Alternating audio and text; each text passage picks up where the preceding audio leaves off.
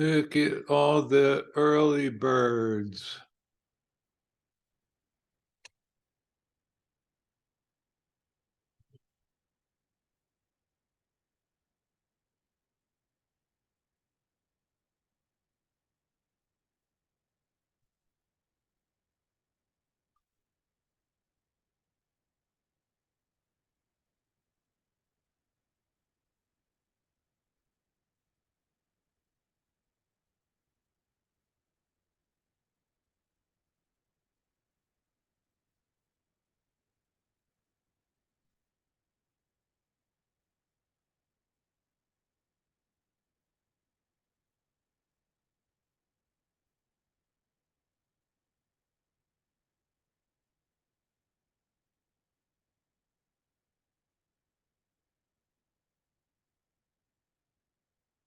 Hey, Alfred from Miami. What part of Miami are you from?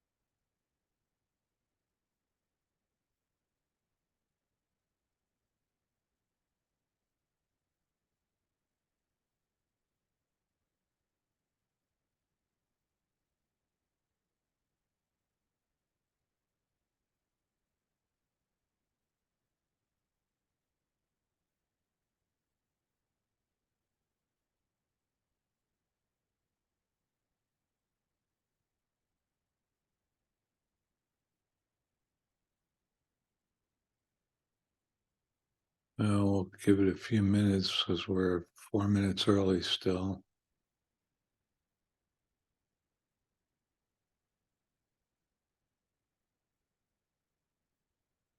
Glad everybody could figure out the Zoom link. The circle thing was so confusing to everyone. Hi, Burke.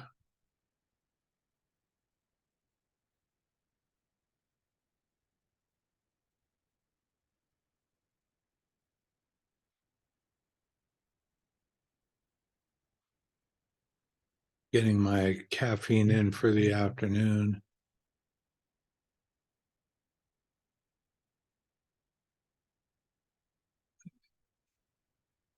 Hey, Steve, hello. How are you?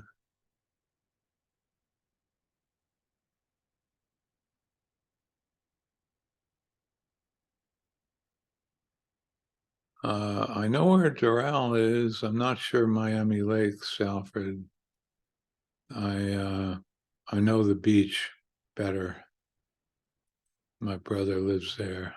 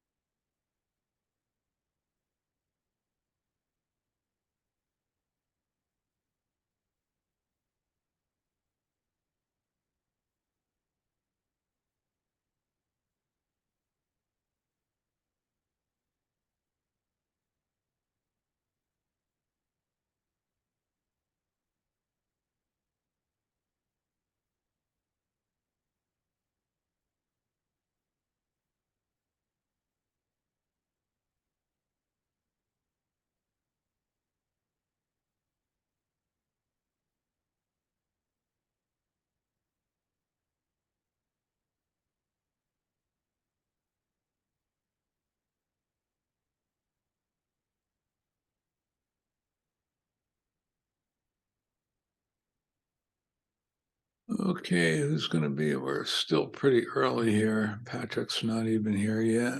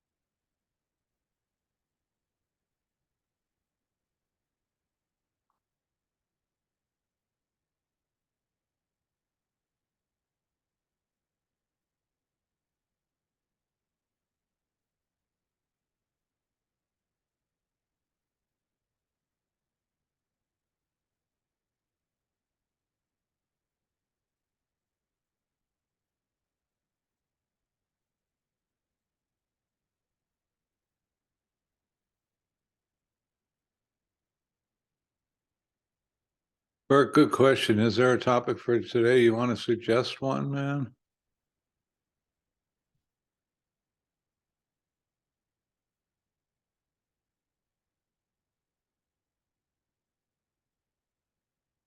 People able to, are people able to unmute here?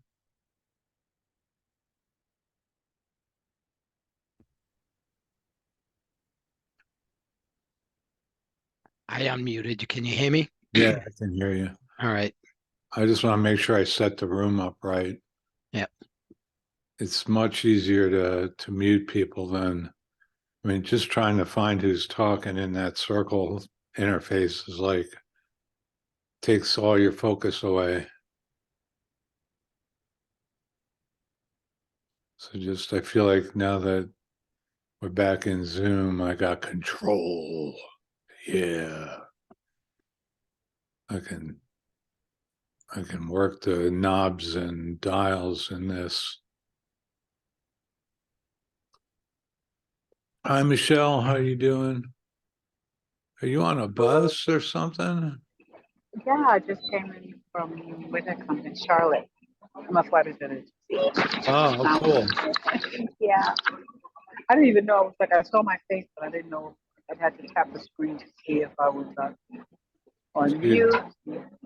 Yeah, so I'm gonna try. Have you just kind of listen in on my drive home because my phone mounted my car broke, so I keep like kind of prop it up. But I'll be listening in if that's okay. That's cool. Yeah, it's pretty noisy where you are. Okay. Yeah, so I'm gonna put it on mute and just listen in. Okay. Okay, perfect. Okay. Glad you could join us. Gary, is that a whale breaching in that picture?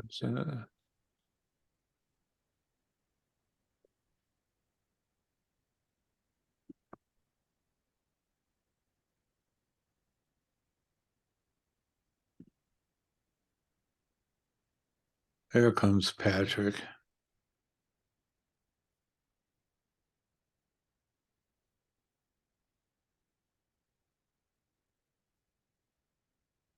Mr. Curly.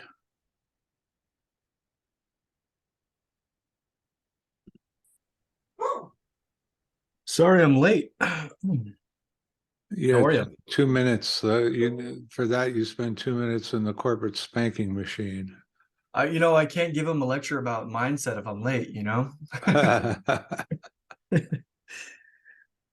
How you doing? Is that what you had planned today, a mindset lecture? I mean, I feel like every day you got to talk a little bit about mindset. You know what I mean? Doesn't hurt, that's for sure. Yeah. I was trying to get my new iPad to connect and work. Oh, And you've upgraded so you can do whiteboarding and stuff? yeah, I just feel like with some of these um concepts, it's really tough to just visualize or to know the numbers without seeing it. You know what I mean? Am I going to call you Mini Pace? I got to get my background looking better. Before I got to get it's time to turn that room into that library into a studio, right? exactly. It's almost that time. So I'm curious, how was your trip? How was the mastermind? Mastermind's amazing experience. Yeah. Yeah, funny. My funniest story from that. I mean, well, there are a lot of great stories because you're with all these amazing people and hanging out with Pace and Cody and Dean. Pace had Dean Graziano come and speak to the group, which is pretty cool. He's a very interesting man. Anyway, I'm sitting getting ready in the morning, catching up with my email and my transaction work or whatever I got to work on. And so I'm sitting there, the television's behind me, it's on, and all of a sudden I hear, "Hi, my name is Pace Morby." And I'm like, "No, Pace, you're in my hotel room too?" And I looked around like, "Oh, I left it on A&E." You know? It's like, it was almost startling, to hear his voice. So I'm definitely going to join the mastermind. I think that, ooh, what happened here? That is definitely a goal of mine, as well as getting a business coach, believe it or not, I think is something I'm going to do. You're good at it, man. You're definitely built for that. Well, no, hiring a business coach. Oh, well, I think Yeah, you'd be a good coach. You are a good coach. yeah, but I mean, even good coaches need coaches, and I think that Business coaching, I haven't been providing that service for you for a while. I just If I haven't, charged you, would it be better?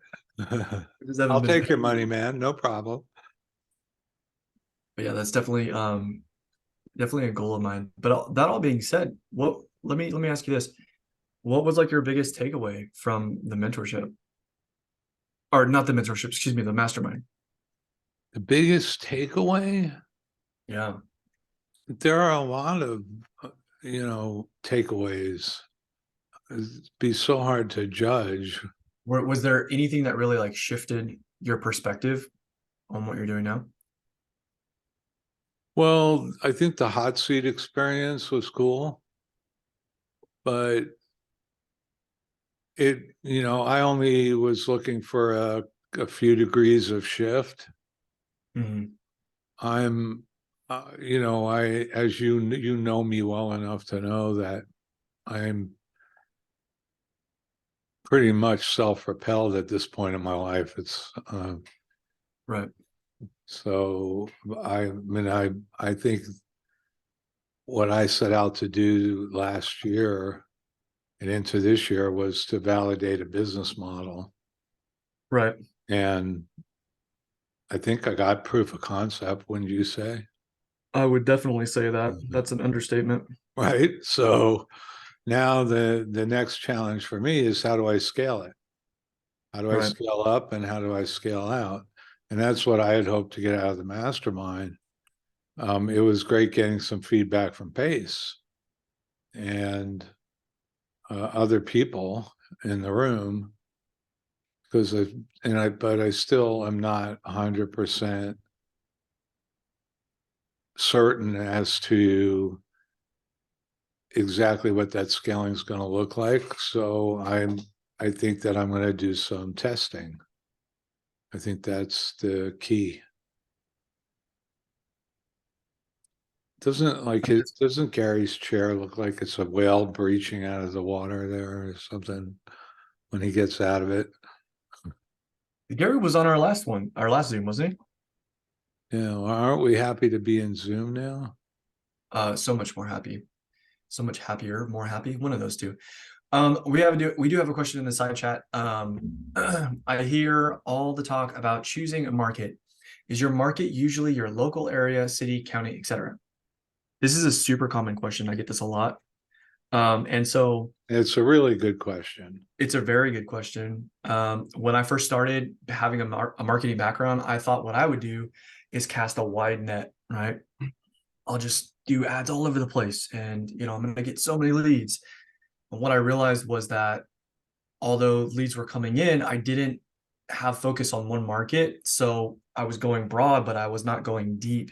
And a lot of entrepreneurs, regardless of the industry, will tell you that you should be going deep in your industry, not broad, right? So when I started talking to high level players in this space, Gary was one of the guys that I reached out to, Ty Guerrero, Steve Anderson, all of these guys in California, they were all saying pretty much the same thing, is they focus to their market, right? And so what I realized over time was that if you don't know one market, you don't know them all.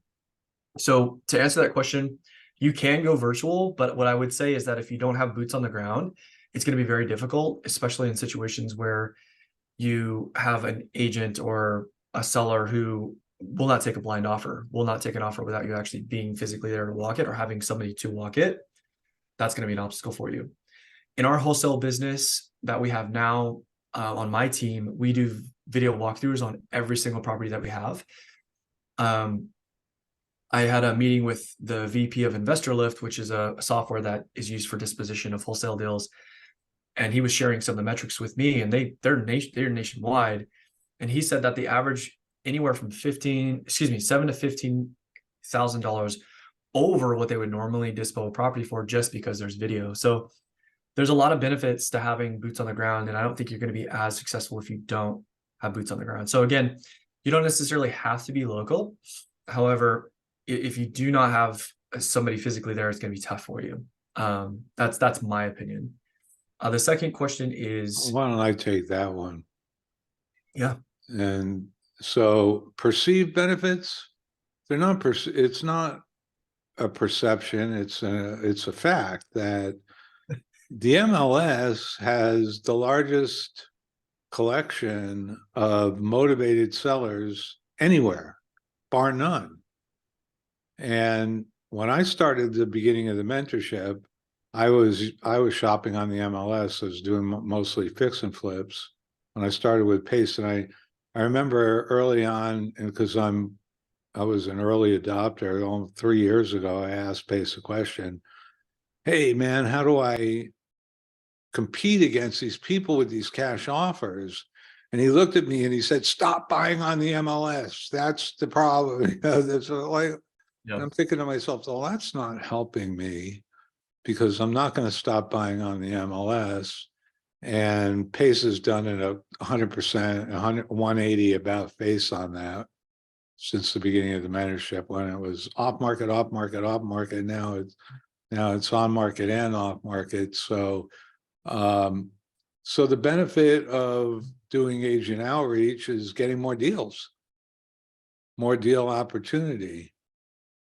And we could spend a whole session on just agent outreach, and Patrick does a lot of it. In fact, you just launched a new campaign this week, right? On Yep. agent Yeah, I would outreach. say like our direct to seller is like 3% of our business, and everything else is direct to agent or MLS. So to piggyback on what Gary's saying, and actually today I've got a different perspective on this, because Gary, you don't know this, but I'm starting to think about branching out into Atlanta, just because, you know, my equity partner, Abraham, is there, he's doing deals. It would be very easy for me to do it virtually. So what I did was I called an agent that he recommended that has done sub-2 deals in the area. And I basically laid it out for her. This is how California works. And I laid out everything: documentation, car, the actual transaction, how escrow, everything, how it's structured in California. And we had a really interesting high-level conversation that went back and forth on how things are different in Atlanta. And guys, the reason that I'm bringing this up is what I learned today about Atlanta is it is a attorney state, which means that they don't use title companies. They use a closing attorney to pull title and do those types of tasks for you in the transaction. And from my understanding, it's a little bit more of the lines are stronger when it comes to fiduciary of seller and buyer. In other words, it's harder for you as an investor to go directly to a listing agent and start negotiating, because there's some lines in the sand in that market. And my theory on that is that it's an attorney state. So maybe that's why. Now in California is completely different. California, I have agents texting me what offers they have on the negotiating table, which is a huge no-no, right? But California is just lax. It's actually, that's not a huge no-no. Unless you have instructions from your seller not to share that information. Okay, right. Yeah. So when an agent says to you, hey, I can't tell you that. Right. Or did your seller tell you that? Because it's not top secret information unless your seller asks you to keep it confidential. Right. And I think, yeah, no, totally. And I think the point that I'm trying to make is that it's different per state. So you guys kind of have to do your own research. And so what I would recommend is that you find, number one, like I said before in our last Zoom, find an agent that you can work with, like Gary. I mean, well, I shouldn't say like Gary because Gary's a unicorn, but if you can find an agent that's easy to work with and knowledgeable, you're going to learn way faster. I've spent, God, I don't know how many months with Gary every day for at least an hour learning about different situations. And I wouldn't have learned everything without, number one, having an agent. Number two, attacking deals on the MLS. Was it a grind? Did we have a very low percentage of conversions? Yes, it was tough. However, we wouldn't be the machine that we are today if we didn't learn the process in the state. So there's a lot of value to going direct to MLS. So to answer that question, it's kind of an interesting question. It seems like maybe you're just starting out, but going direct to agent it's a huge benefit. There's a lot of benefits to it, but just know kind of how your state works. That's what I would say. Christopher Babber, I don't know if I'm pronouncing that right. You said, I'm here now. What is your business model? Oh, he was asking me. Right. I'd like to just expand a little bit on Burke's question before we move on to Christopher's Sure. and picking that market. I think there's some additional layers to that. Yes. And the additional layers are, what are you planning on doing in that market? Are you planning on wholesaling? Are you planning on buying and holding? Are you Right. planning on fixing and flipping? You know, Good. what exit strategies are you employing? Because these will also have some impact on the aperture that you're going to dial into. For me, when I do fix and flips, I don't want them more than 30, 45-minute drive away, because I'm really hands-on with the management of those. But when it comes to helping people broker deals and do agent work, the whole entire state of California is my market, because that's where I'm licensed. And I work virtual, but I wouldn't do flips virtually. It's not something I would be comfortable doing, because I'm too much of a control freak. So when I say there are layers to that, it depends on what you're doing. It depends on your personal preferences and your comfort levels of working with other people. So there's a lot of subtlety to that. Yeah. You know, it's much easier to wholesale in a market across the country than it is to do fix and flips. You have a higher risk level. Wouldn't you Yep. say, Pat? You'd agree with that, Patrick? 100%. And the other thing that I would say, and I kind of touched on this in our last meeting, was that, you know, I was building out a pyramid for them. Like, how would I structure the pyramid? Well, the very bottom is accountability and being able to own your actions, because all of you are human. You guys are going to screw up. And the faster you can acknowledge that and move on, the better. Now, above that is goals and operation and how you operate and how you are with your team. And that all comes down to, what is it that you're trying to accomplish, and building clarity around that.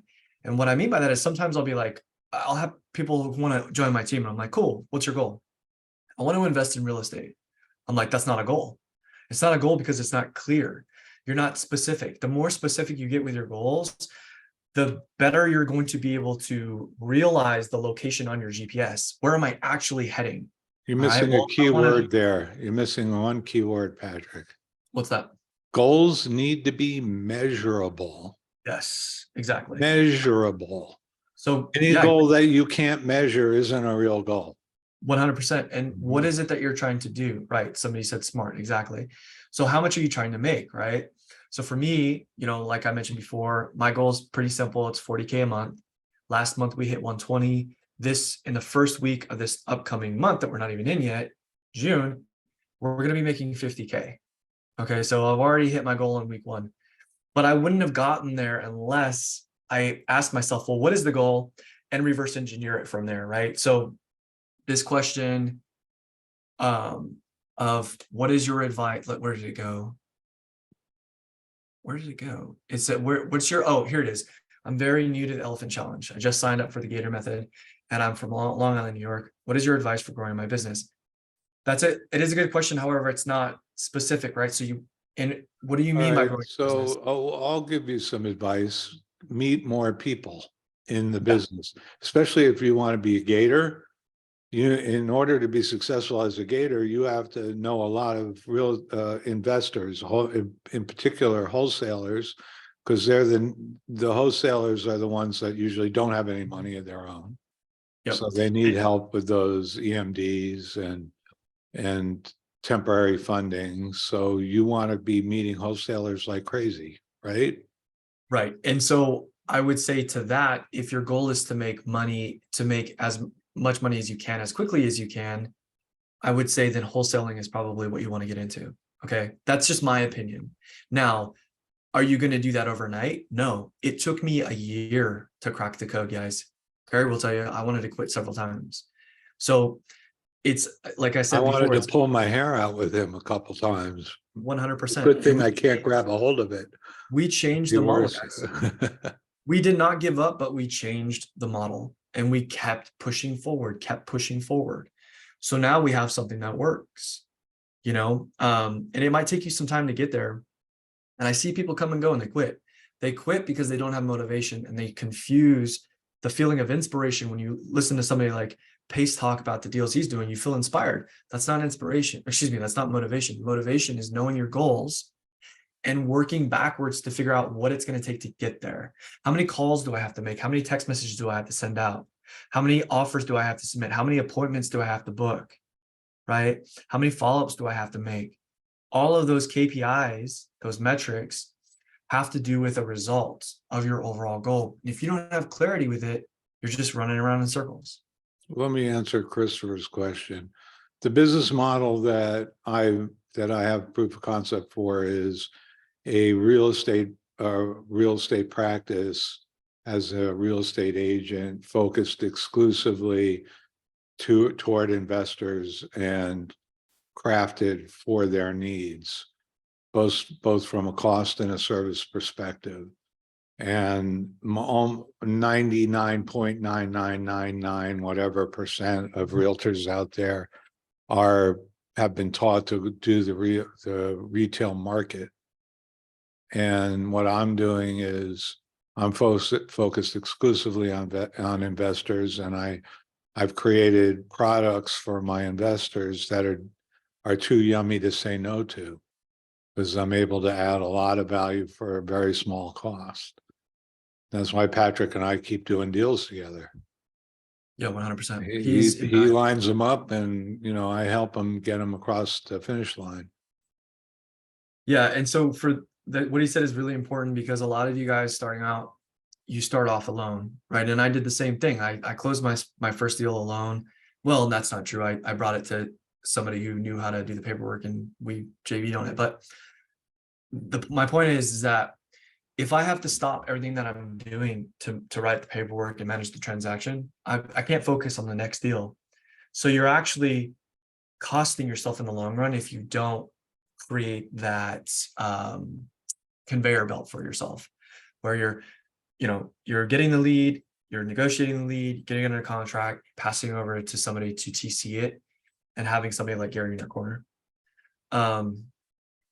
So this one question is, when you're going direct to agent, can you offer any tips with writing an offer on a property that already has multiple offers, near your list, or just move on? So when somebody says direct to agent, what I'm hearing is off market. That's the way that I interpret direct to agent. When I hear direct to MLS, it's on the MLS, right? So I'll answer both of those questions. So if it's on the MLS, you're saying you consider direct to agent off market play? I do. The way that I describe it in my team, going direct to agent means that you're reaching out to that agent and you're looking for off-market properties. That's how we describe it in our team. Okay, But so if an agent's like for instance, I have what I call a pocket listing right now. correct. And by the way, Do you consider that off market? it's not on. Is it? You're not I broadcasting. I don't consider it off market. An agent has it. So, but it's not, it's off MLS because there's some distressed properties are just not appropriate for the MLS. I don't think, in my opinion, there's a huge difference because there's less competition, right? with MLS, if it pops up on Zillow, if it pops up on Redfin, you can literally see how many views it's getting, right? And it's madness. So you have so much competition. So to answer this question, if you have rapport with the agent, you know, and you think that there's room on price, then go for it. But here's what I'll say: you have to think it from all angles. If you are trying to wholesale a property and your buyers see that it has a listing history and you locked it up for over ask, is that buyer going to see that as an opportunity? All right, I get it from a wholesale perspective. 100%. Why you see it that way. I totally get that. now. And it may just be syntax too. Because that- why do I have this listing that's not on the MLS? Because I don't want to deal with all the wholesalers. Right, exactly. I'm gonna get all Right, these exactly. wholesalers making offers on Exactly. this property. I want to go direct. I'm direct to flipper. Yeah. Right? And so Bryce, I've tried to avoid the wholesalers. I just want to deal direct 100%. with the flippers. And because I know enough of them in the town, I can find a buyer at the right price pretty quickly. exactly. And I can set a pretty reasonable floor because, you know, I'm telling these people, well, if you don't pay X, I will, you know, so step up. Exactly.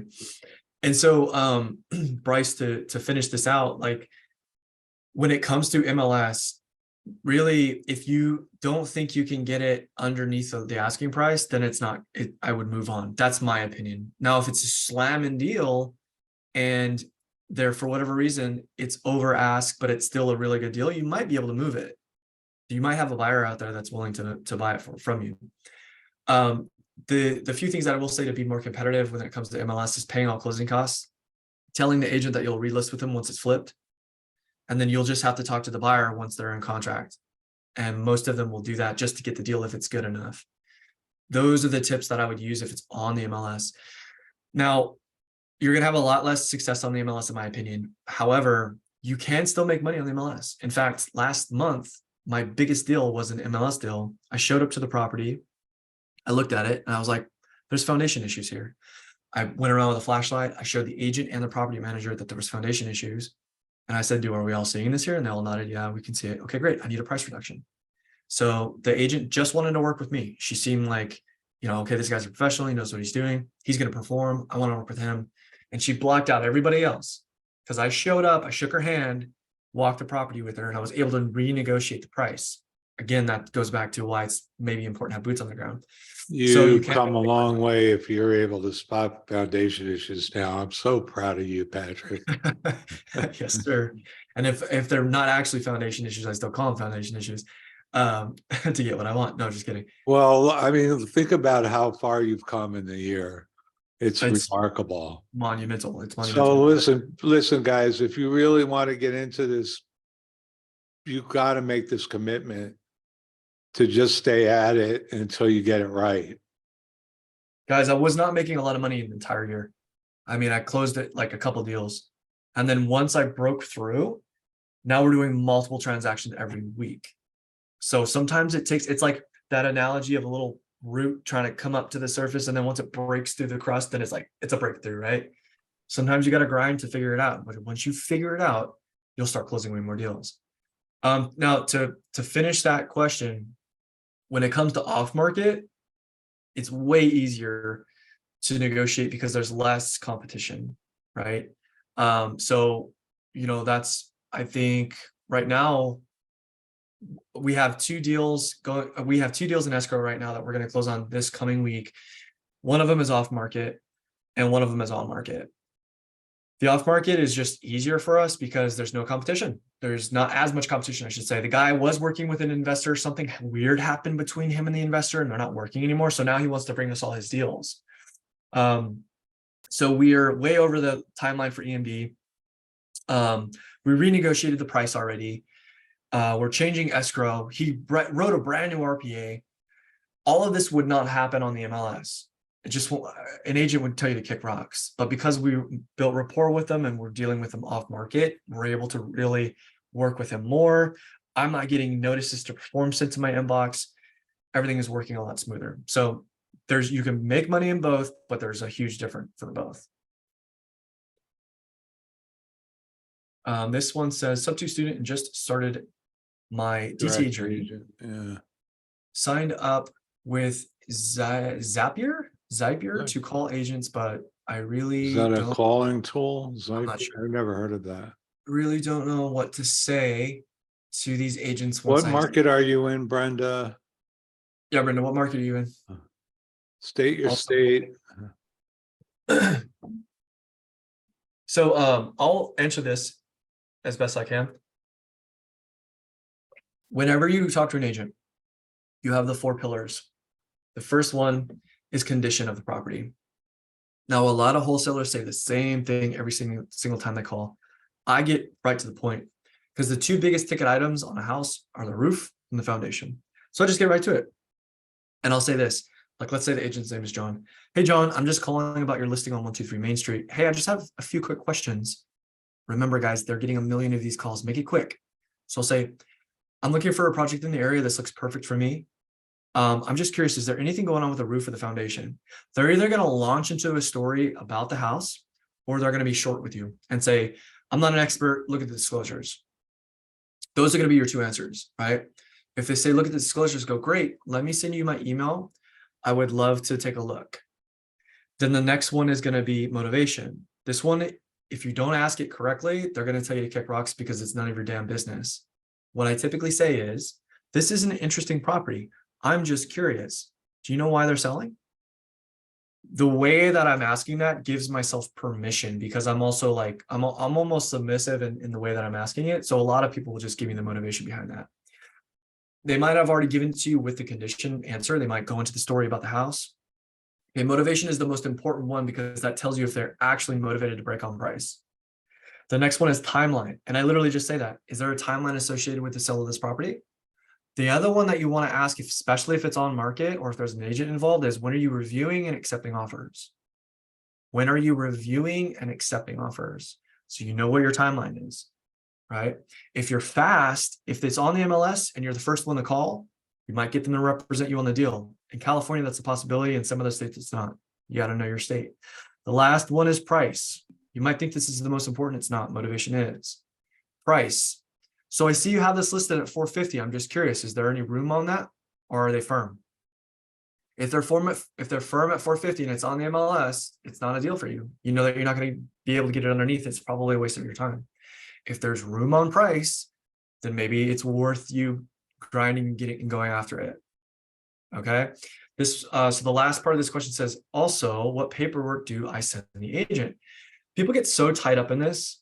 Honestly, I have agents texting me, what's your offer? They want it through text. I will say that they need it in writing, which an email is in writing, to submit to their seller. And every state's different again, but a simple email will do.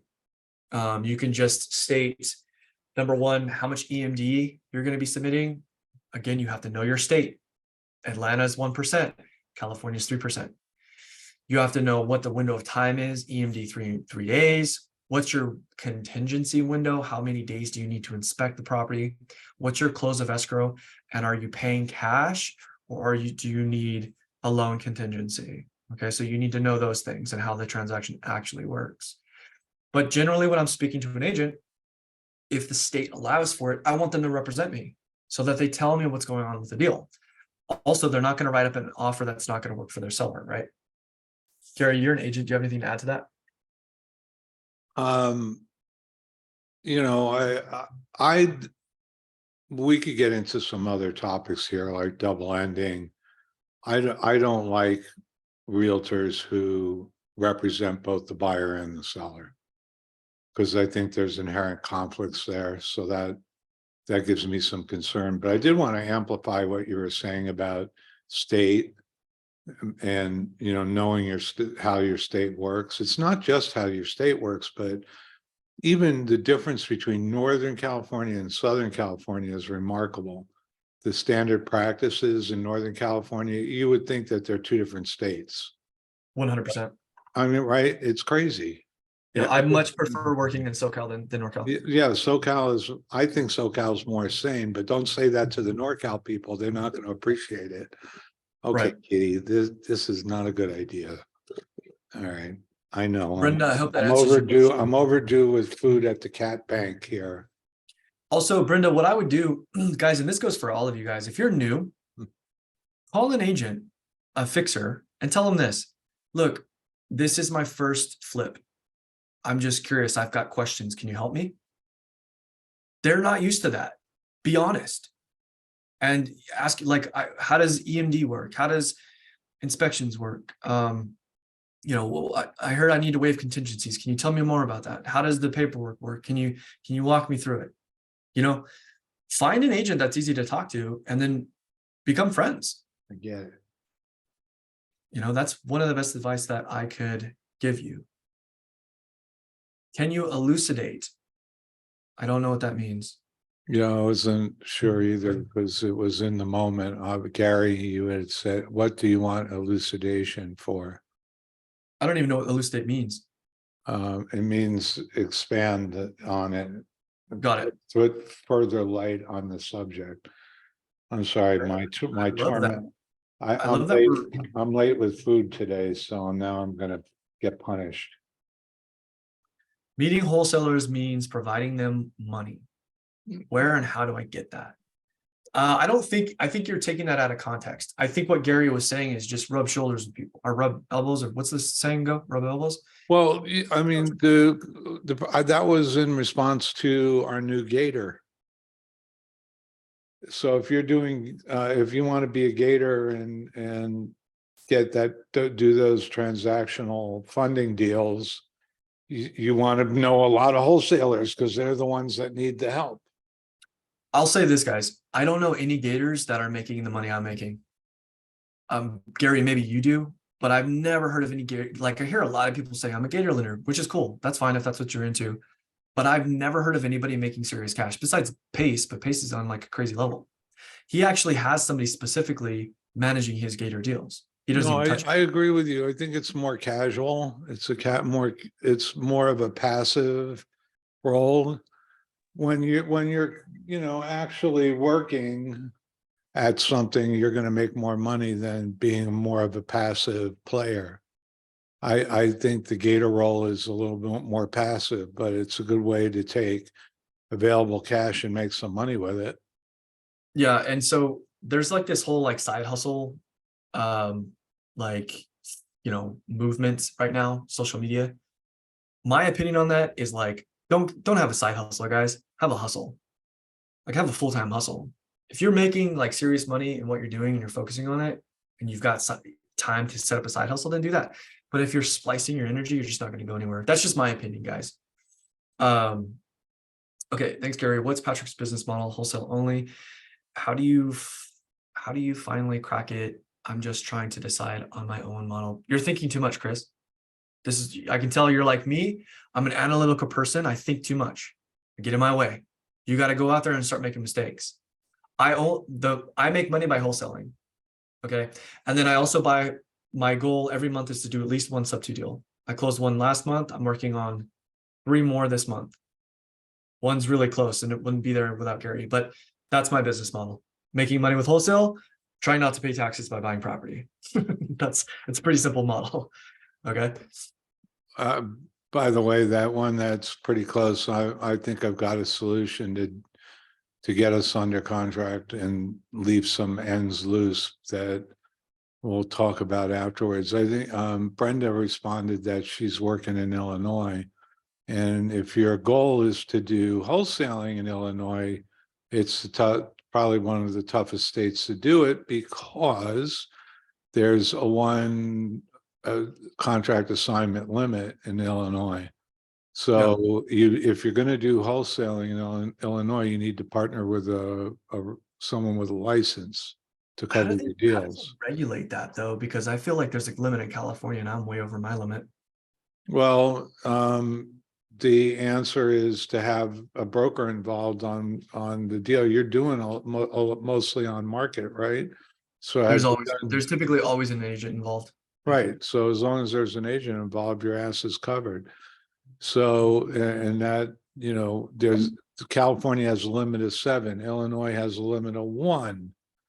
And after that, you need a license, and people try to hide it through different LLCs and stuff like that. But the bottom line is you're taking it's a matter of your own personal risk tolerance. What are you willing to risk? In California, if you're caught engaging in real estate activities that you need a license for and you don't have a license, the fine can be up to 20,000, and you can go to jail for up to 6 months. Because in 2014, the state implemented a criminal element to that. Right. Okay. So also, Brenda, what I would say is, for me personally, I want to make a lot of money. So I'm personally in California, but California is one of the top 3 states in terms of volume. Texas and Florida are in the mix too. So I'm always looking at volume. If you're in that market physically, I get it. But if I were you, I would find a market to get into where you can meet people that have boots on the ground. And then maybe, you're negotiating, you're on the phone, whatever role that you take into that. That's what I would do if I were you. Burke asks, can you please talk more about the breakthrough? Honestly, there's really no one thing. Like, It was getting your what Pace and Cody like to refer to as the assembly line, right? It's getting that well-oiled machine together when things just click. That's the breakthrough. Achieving a state of performance that just works. Right. We spend a lot of time educating our team and not making money. And what I mean by that is learning how to underwrite deals. So number one, you've got to have either you or team that is consistent with outreach. Number two, you have to know how to underwrite these deals, right? Like, for an example, you got to know how to comp, right? You have to know what it's going to cost per square foot to do renovation, a simple renovation, what a roof and a foundation might cost as well, what closing costs are, right? All of those numbers associated with what your offer needs to be for it to be a deal for a buyer. And then you also need to attribute your assignment fee to it. So you need to know underwriting. You need to know that well enough to be able to translate that into a conversation. Comping. And so, like, with some of these agents, they'll be like, oh, this is a great investment opportunity. I'm like, oh, this is an investment opportunity? Okay, great. Is your seller willing to work with an investor? And they go, yeah, well, what do you mean? Okay, well, you have this price at 450. ARV is at 500. I need to spend 50K just to get it resale ready. How am I going to make money on this? Right? You got to be able to know your numbers well enough to have that conversation and still maintain rapport with the person that you're negotiating with. Right? All of those things, plus knowing how the transactions actually work, knowing how the paperwork works, the transaction actually works, escrow, being able to speak to escrow officers, being able to talk about an assignment with agents. If I were to just break it down in a handful of things, those are the handful of things: a team, outreach, underwriting, negotiating, understanding the transaction. Once you've got all of those 5 things, you will break through. Well, it also took getting a team that worked, Patrick. Let's face it, it took a while for the team members to fall into place. And that's to be expected when you're a startup. Yep, absolutely. So you've got a really solid team working now, and that really helps. And everybody's trained, and people aren't turning over like crazy. They're not dropping out anymore. And that's part of it. Right. No, 100%. Jason Lee asks, when do you know when to pivot market? I don't know what you mean by that question, but I'll just give you an opinion of mine. Like, when I see something that's on the MLS and the ARV is around 400K, it's not worth my time. Right? Like, it's going to take the same amount of energy for me to negotiate and manage a transaction that is $1 million and one that's $200,000. And I'm going to make way less than the $200,000 one. That's not to say that I won't go after deals that are low price points, but I would much rather prefer a higher price point so I make more money, because you're charging typically respectively to that price point. Brenda says, this is great. Thank you. You're very welcome, Brenda. I think that comes under the category of upgrade. You can upgrade your team, you can upgrade your your product, you can upgrade the houses that you're going after. Yeah, I mean, and that's, write that one down, folks. You make more money on $1 million property than a $200,000 property. The simple physics. Yeah. You're not going to ever get $100,000 assignment fee on $200,000 property, but $100,000 assignment fee on $1.5 million property is not a huge burden on the deal. By the way, did I tell you about the deal that we got coming up? We're gonna have at least 100K on it. That's awesome. We have so much spread, we don't know what to charge for the assignment, and we're almost nervous to charge more than 100K. Double close, man. Double close it. Well, the thing is that the agent's on my team. Chelsea has the listing agreement, so we have her inside. It's a probate. She's got complete. Well, that's a huge conflict of interest for Chelsea. Yeah, but I mean, it's a huge conflict of interest for Chelsea. It's the thing is we're gonna perform. So don't rain on my parade. I don't want to rain on your parade. Double close it. Seriously. All right. So you already handled okay, that is that. Hi, I'm new here. What is a Gator? A Gator is a transactional lender. So if you need like EMD, for example, which I believe is the worst thing to lend on, or if you need, I don't know, closing costs or something that has to do with the transaction, that's a Gator lender. Typically, Gators charge an exorbitant amount for their return. I personally would never use a Gator. I've got lenders that will give me a point a month, and that cannot be beaten. This says I also want to be in sub 2 as well. Totally confused. Mita, I don't know what your question is, but if you want to ask something specific, we'll be more than happy to answer it. She also wants to be in sub 2. The mentorship, you mean, Mita? Yeah, but I don't think there's a question there. She's just I just want to say something. When you're in meetings like this is a great opportunity to network, to get people to know you. Jen, no offense, your dog's really cute. Looks like at least partial border collie. I love those dogs, but it doesn't help. Well, whatever it is, it doesn't help you get recognized by, this is an opportunity for you to be seen, see and be seen. Turn your cameras on, guys. Don't use avatars for your pictures. Bryce, it's not the strongest representation of you. Just being part of these meetings over and over again, week after week, people get to, oh, that Bryce guy, he's smart. I know. Look at the cameras are coming on. Yeah, the cameras are coming on. Seriously, how are you people aren't gonna recognize you? I love it.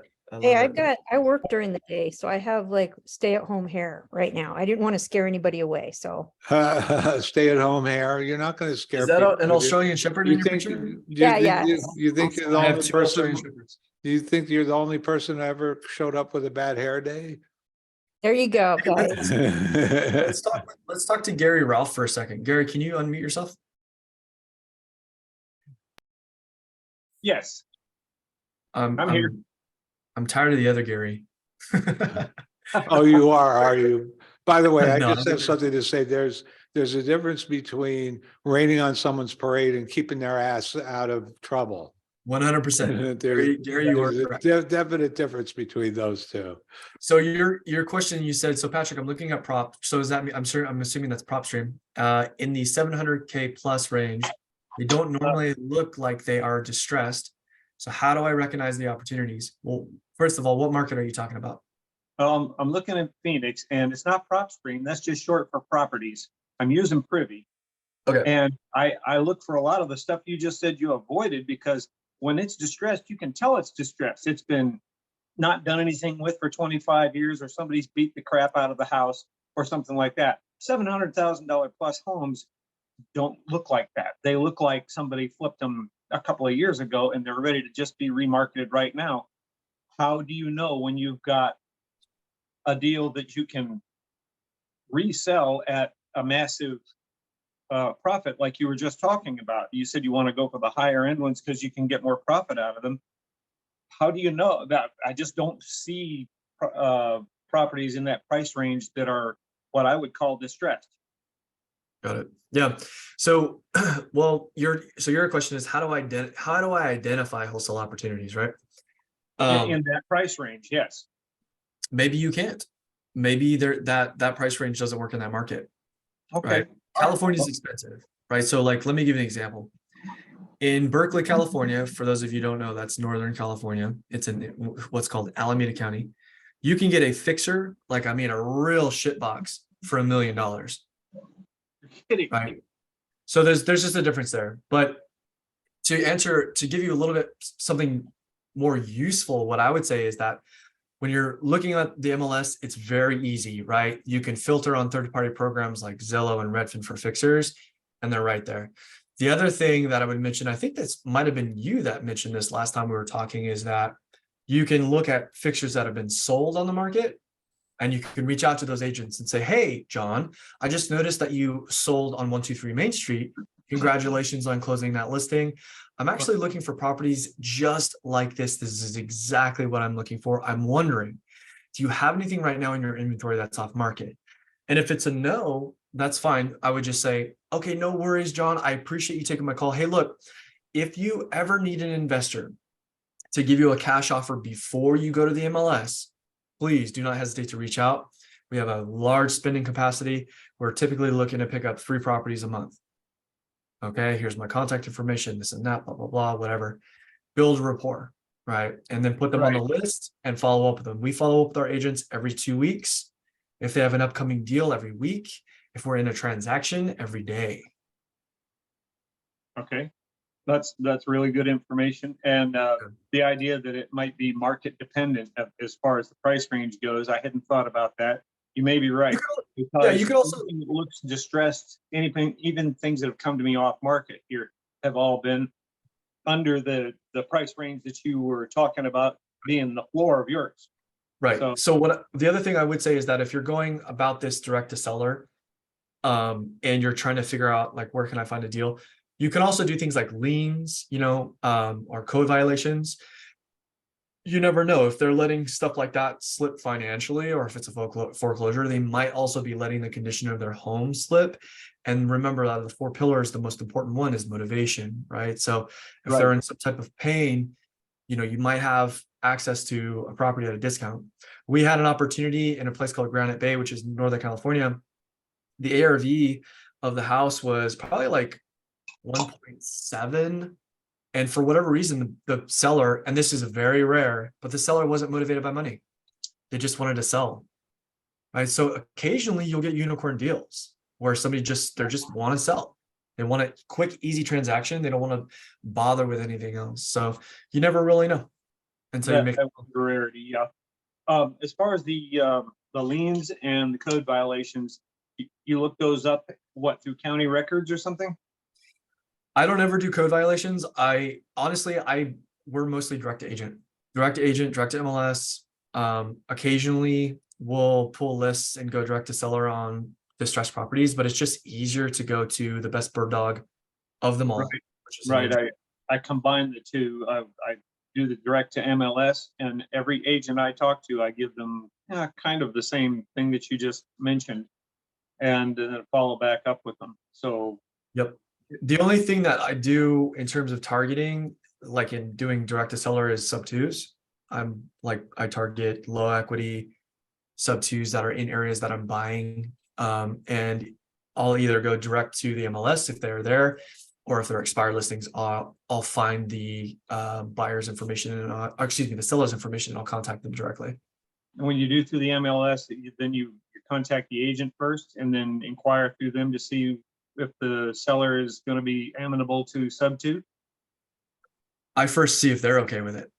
Or Right. if the agent's okay with it. Right. Yeah. You gotta, so everybody wants to know 2 things. What do you want and what's in it for me? Right. Right.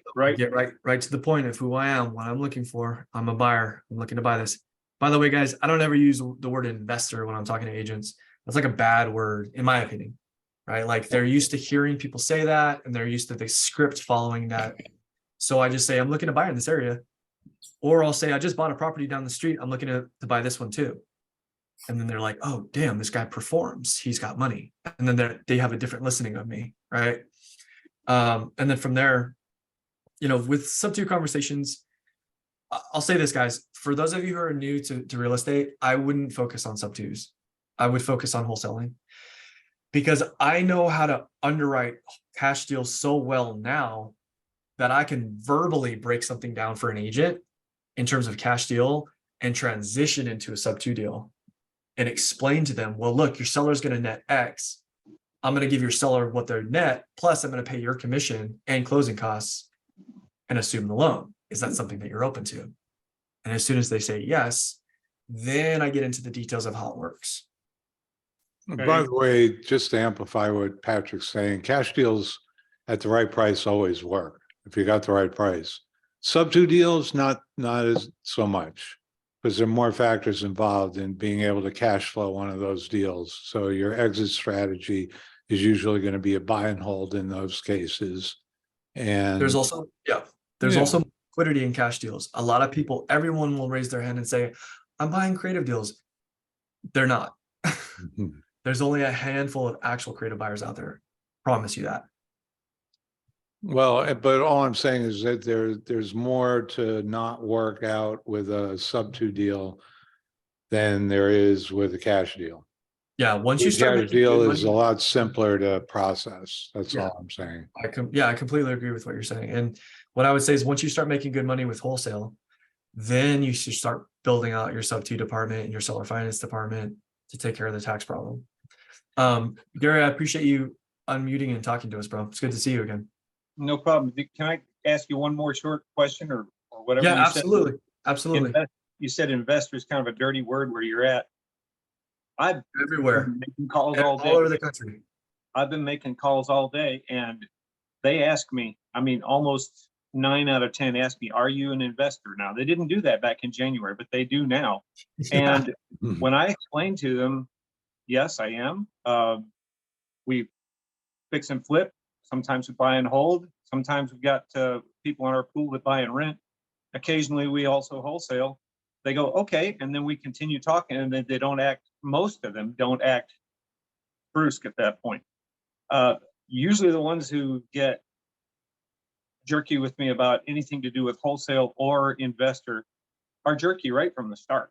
Just when they answer the phone, they act like they have no time for anything, and you're just wasting their time. They don't want to talk about anything. But that's my area. I got a feeling it changes. It differs from area to area. But I'm not. Well, you got to remember they're getting these calls all day long, right? And so they're preloaded. They're ready for it. So that's why I never say investor, because I feel like a lot of wholesalers say, oh, I'm an investor. I just say, I'm looking to purchase this property. And they hear, oh, somebody's going to perform, right? The reason that wholesale has a bad name, right? The reason that a lot of agents don't want to work with wholesalers is that they don't perform and they waste people's time. That's the number one reason, right? And they're not honest. They're kind of slimy. And so that's kind of why it's got a bad name. So we've got it dialed in now to a point where we're under contracts and assign within about 48 hours, assuming there's no weird stuff going on with timelines, 48 hours, right? Cool. So we've really dialed it in. And I like Gary, for example, has a pocket listing and he knows what I'm doing, right? So I called him, I said, I'm interested. I'm pretty sure we can move it. And I told him, look, if, I'm not going to sign a contract with you unless I'm certain that we can move it, number one. Number two, if we don't have a bite in 48 hours, I'll cancel. Because I respect the process and I respect Gary as an agent because he has a fiduciary duty to get the highest and best for his client. And I can't be tying him up, right? So that's kind of why a lot of agents get so pissed off with wholesalers because they don't respect the timeline. They don't respect the fiduciary duty of the agent. So you try and close it total 5 days if possible. Well, closing is one thing, right? Most agents, once you have EMD in, they from contract to assignment. it all depends, right? Like I've got the two properties that we have in escrow right now, one of them has 2 units where there's tenants in both. We're doing cash for keys plus deposit credit through escrow. So it's complicated. There's also a trustee Right. sale involved. And so that's complicated, right? Then I've got another one where it's owner occupied. So closing fast isn't necessarily like important. It's more about the terms that the seller wants and the price. But the normal unoccupied house. I mean, Those shit, we are close in a week. extenuating circumstances you have there. We're dealing with cash buyers. I closed the deal last month, $1 million in 1 week. The guy just had cash on hand, boom, ready to Right. go. And that's kind of Okay. who you want to be dealing with. Once you perform with one of those buyers, that's your guy. You want to know that guy and bring all your deals to him in that area. Right. I Hey, can how understand. deep is that well, Mr. Buyer? He's already closed. Yeah, he's closed 2 with us actually this last month. Bryce, you got your hand up. You want to chat? Yeah. Thanks, First, Gary. thank you guys, both Patrick and Gary. Thank you so much for the information. It's wonderful. I just had kind of a simple question, but I think it's a really important one. Do you guys have tips or tricks about staying consistent? Yeah, I do. I've got a lot of them actually. And I asked because, Patrick, you've mentioned a number of times how you almost quit a few times. So Yeah. Give me 1 second, my gardener. I'm going to close this window. Give me 1 sec. Hey, I think it's personal it comes down to personal mastery, in my opinion. Are you a disciplined person? Can you discipline yourself? Working for yourself is the hardest thing because you don't have somebody standing over you saying, checking on your KPIs or did you do this? Leading, the hardest person in the world to lead is yourself. So Yeah, so this is a deep one, and Bryce, number one, thank you for asking that question because I don't think enough people have the balls to ask that question, right? They're not brave enough to ask that question, and so by you asking that question, you've given everyone permission to ask it, right? And so somebody emailed me the other day, and they're like, they shooting all these questions over to me, and I'm like, hey, bring them to our meeting so everybody can benefit from them. But I answer them, and one of them was like, how do I find an accountability group? And I said, you don't need one, and here's why. Because if you feel like you need accountability, there's several things missing from your life. Number one, you have not given yourself permission. You have not given yourself permission to believe that you can accomplish a compelling goal. Something compelling gets you up in the morning, keeps you up at night. I don't know, I can't tell you how many nights I haven't slept not because I'm stressed, but because I'm excited, right? And that's what gets me up early in the morning, right? That's compelling. So you have to give yourself permission.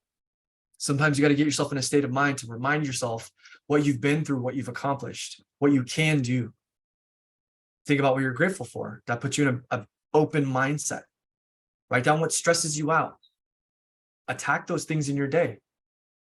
Reduce all that stress, and you're going to be moving faster through your life. That's the step-by-step process. You'll be able to give yourself permission to believe in a compelling goal. That's the first thing. The second thing is once you have that compelling goal, now you know where you're going. You have to start taking action on a daily basis consistently. You don't have to be right, guys. Most of you guys are like, what do? I don't know if it's the right thing. Make mistakes. I made mistakes for a year and I was broke. Now I'm not, right? Why? Because I kept doing it. But I wouldn't have kept doing it unless I had a compelling goal.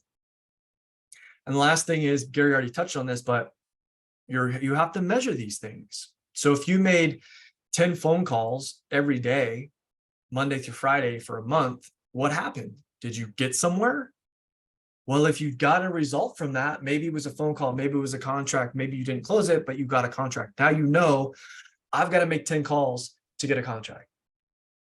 And you can fast forward and go, well, can I up that number? Can I improve the way that I'm doing it? But you cannot have any of that. You can't hit that goal unless, number one, you give yourself permission. Number two, you're consistent because you have that compelling goal. And number three, you're measuring your results. What did it take to give me a result? Right? I'll say this, the biggest missing piece that I see from a lot of people is that permission piece and clarity. I ask a lot of people, well, what's your goal? I want to invest in real estate. That's not a goal. I want to, like, I can tell you right now, I've got a board in my next room, and this might sound super hokey to you guys. Maybe it doesn't, but you got to remember, I'm a California guy, so we're into this kind of energy stuff, man. Like, I've got a vision board. I want to make 250K recurring revenue. I want to make 90K from rentals. I want to own 15 short-term and long-term. This vision board that I have, I wrote a year ago. I'm already crushing some of those goals on the board. And when I wrote those goals, it scared the shit out of me. I looked at it and I was like, I feel like I'm lying to myself. But today I'm exceeding some of those goals. Does that make sense?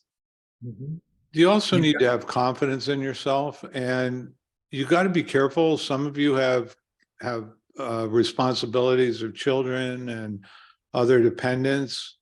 So making a radical change in your life can be risky. So you have to measure what your risk tolerance is. What I decided to do last year was take a huge risk and stop the flipping business that I was doing in order to adopt this new business model. And that required the first 3 months focusing on doing the coursework to get my license, and then waiting to get a scheduled test and acquire the license, and then ramp up a brand new business. And I did this with calculating, well, I don't have any kids. I don't have anybody that's depending on me. So if I only made as much money as I made when I was 20 years old, I could afford to do it. I had assets to cash in to be able to do it, and I could stay the course.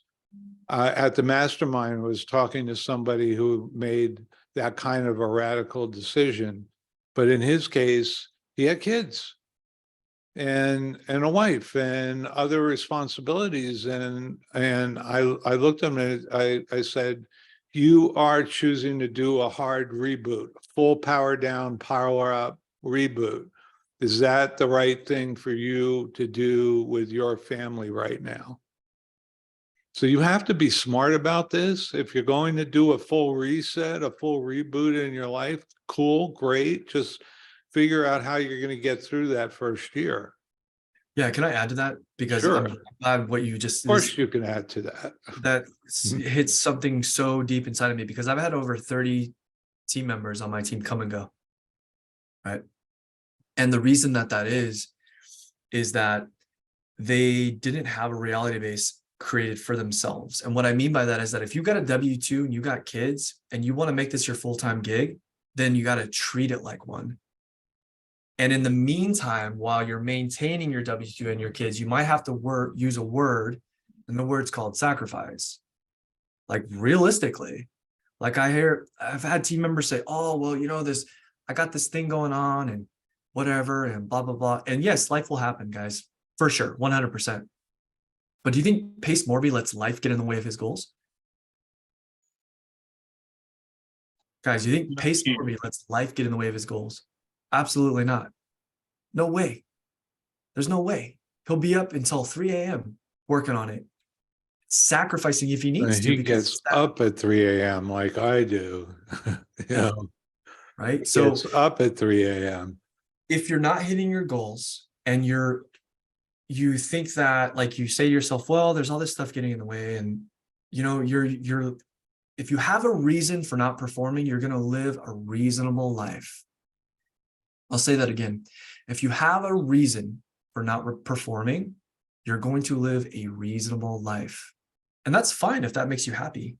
But be realistic. If you want to get into real estate, you want to make it your full-time gig, you got to treat it like a job and a business. Right? You wouldn't say, oh, to your boss, oh, some stuff came up, so I just decided not to come into work. Your ass would get fired, right? Why aren't you treating real estate like that? And by the way, I'm not saying that to you, Bryce. I'm saying that to everybody. Right? Everybody. Is that helpful, Bryce?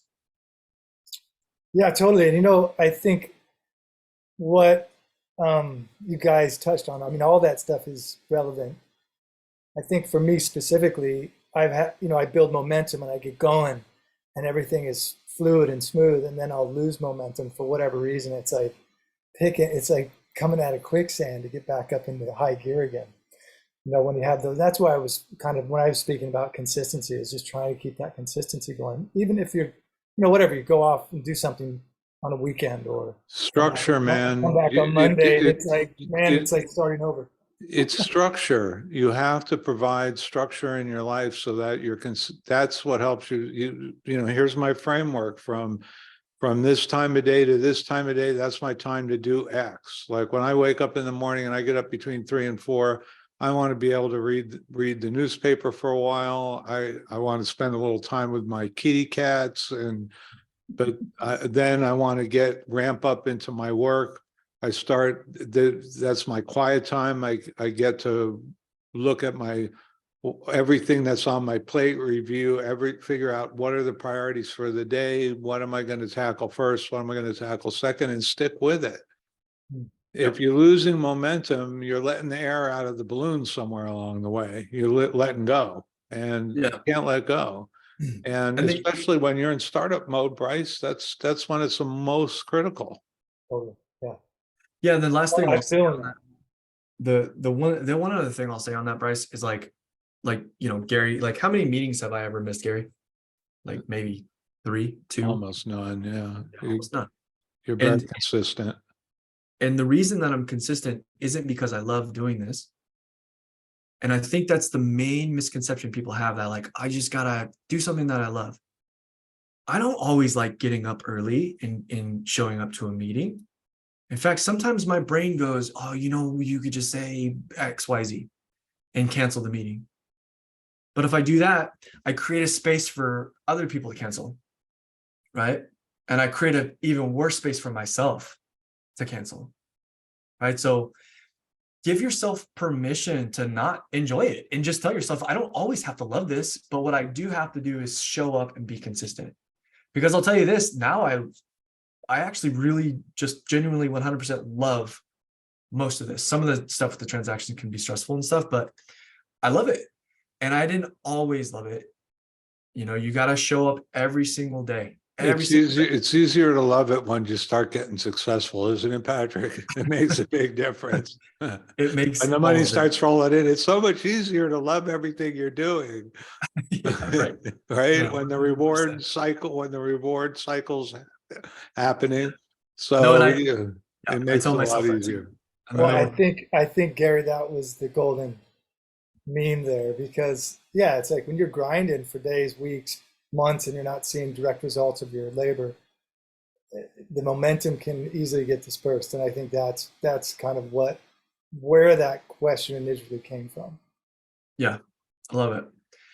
Keep pushing, bro. What market are you in? Anyway, someone said you and I should do a podcast, Patrick. Do you think so? Why not? We've already run an hour over, or we've already run 11 minutes over. Yeah. Well, what does that mean? Does that make us good podcasters? Yeah, because real podcasters just go on. Well, we could be throwing these on YouTube as well. These are being recorded. Oh, perfect. I love that. I need to start my social stuff going. Okay, I'm gonna jump over to the questions because I want to get through all of them. Do you want to you're gonna keep getting the questions, or should we call it? Let's just finish these up because A couple more. we still got people here. Where's that coming from? All right, I muted Christopher. Okay, thank you. So Brenda says, which one of the wholesale contracts do you send to an agent? Brenda, let's deal with that offline because she's sub-2 student. Okay. And not everybody here is. Yeah, the answer to that is I don't. Well, we use state contracts in California, so is that flip calculator that is on the creative group files a good tool to use? I tend to use Alfred, the answer is you should, if you're talking about a flip, you should be looking to make 10% of the ARV as your profit margin. That's a good, healthy meter. So 50K spread won't apply necessarily to every deal. And sometimes that's going to be woefully small amount of profit. I would say on a house that you paid $350 and sold for $550, 50K is a good score. But you know, if it's a house that you're paying 600 and selling for 900, I wouldn't do it for that. Oh, Right. You got to know your market. Number one, you got to know what closing costs in your market is, and then you work backwards from there. So like if I'm dealing with a cash buyer, I'm generally taking like 83% of the ARV, and that's my starting point. Then I'm subtracting reno, then I'm subtracting my assignment, and that's my maximal allowable offer. We also have other tools that we use like Investor Lift to see where buyers are buying at in that market. We can look at public record to see the flips and what they were buying at, but that's a little bit more advanced. and in the lower end price point, you'd probably want to make more as a percentage, because, you know, it's just as much work to do $300,000 3.2 as it is to do a $900,000 3.2. So, you know, I personally, I don't like to do flips unless the market I target is the higher end. So I like targeting higher end buyers. And you should see the way I do flips. When I get a property, one of the first things I do is profile the buyer. Who is my ideal customer for this house? And I'll write a profile for them. What age group are they going to be? Is this their first house, their second house, their fifth house? Is it a vacation house? All of those details about that buyer. And then everything I do after that in terms of design and finishes, et cetera, are targeted for that buyer. Even colors are targeted for that buyer. And I much rather target a higher end, a wealthier audience, because they're less rattled by interest rates. A lot of them can pay cash, especially if I'm in a leisure property, a lifestyle property, and I'm targeting that kind of buyer. It could be their last home or their last second home that they're buying, but most of them can pay cash. Or if they finance it, it's because the money's cheap. Why should I take the cash out of the bank? So, you know, it just depends on what you're doing. There's customers in every tier of the market, and there's people to target those customers. Anyway, guys, I think we've hit it all. What do you think, Patrick? Good job today. I think it was a good I meeting. love doing this with you, my friend. Yeah, that was fun. It's awesome. I miss Bree. I hope she drops back in one of these days. Yeah, I talked to her today. She's on the campaign with us, so she's rocking and rolling. Great. Okay. Yeah. All right, everybody. guys. Thank We'll you. see you next week. There will be a recording posted. So as there have been on the other ones, I think I'm going to have to upload them to YouTube or something. I'll figure it out. All Yeah. right. All right. Thanks, Take care, See guys. you next week. See you all next week. Same bad time, same bad channel.